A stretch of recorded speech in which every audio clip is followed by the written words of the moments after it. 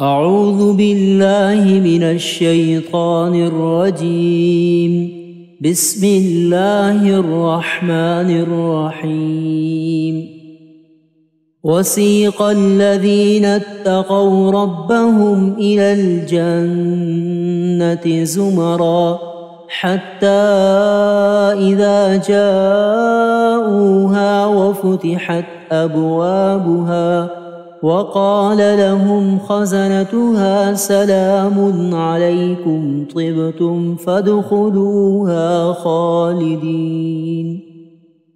وقالوا الحمد لله الذي صدقنا وعده وأورثنا الأرض نتبوأ من الجنة حيث نشاء فنعم أجر العاملين.